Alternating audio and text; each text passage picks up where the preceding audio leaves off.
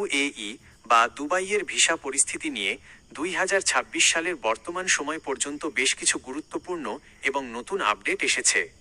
বাংলাদেশিদের জন্য শ্রমবাজার পুনরায় পুরোপুরি সক্রিয় করা এবং বিভিন্ন ক্যাটাগরিতে নতুন করে ভিসা চালুর বিষয়ে দুই দেশের কূটনৈতিক স্তরে বেশ কিছু ইতিবাচক আলোচনা ও সিদ্ধান্ত চলছে। 2026 সালের সর্বশেষ পরিস্থিতি এবং নিয়মগুলোর একটি বাস্তবসম্মত সারসংক্ষেপ নিচে দেওয়া হলো। 1. নতুন কাজের ভিসা ও কোম্পানির চাহিদা। বর্তমানে সাধারণ বা ফ্রিল্যান্স লেবার ভিসার ক্ষেত্রে এখনও কিছু কড়াকড়ি বা কোটাভিত্তিক নিয়ন্ত্রণ থাকলেও নির্দিষ্ট বড় কোম্পানি বা গ্রুপ অব কোম্পানিজের আন্ডারে সরাসরি কাজের ভিসা এমপ্লয়মেন্ট ভিসা ইস্যু হচ্ছে। উদাহরণস্বরূপ, সম্প্রতি দুবাই ট্যাক্সি কোম্পানির মতো বড় বড় সরকারি ও স্বনামধন্য বেসরকারি প্রতিষ্ঠানের সাথে বাংলাদেশ সরকারের আলোচনা হয়েছে, যেখানে তারা সরাসরি হাজার হাজার চালক এবং টেকনিক্যাল কর্মী নেওয়ার আগ্রহ দেখিয়েছে।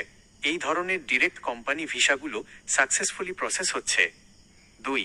ভিজিট ভিসা থেকে কাজের ভিসায় পরিবর্তন, ভিসা চেঞ্জ ট্রান্সফার।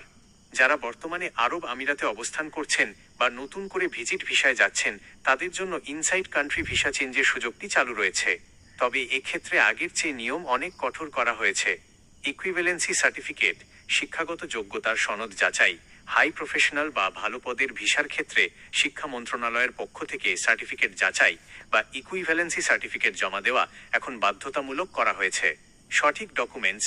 ভিজিট থেকে যারা লেবার ভিসায় ট্রান্সফার হতে চান, তাদের অবশ্যই স্পন্সর বা কোম্পানির বৈধ অফার লেটার এবং ক্লিয়ারেন্স নিশ্চিত করতে হচ্ছে। 3. ট্যুরিস্ট ও ফ্যামিলি ভিসা আপডেট।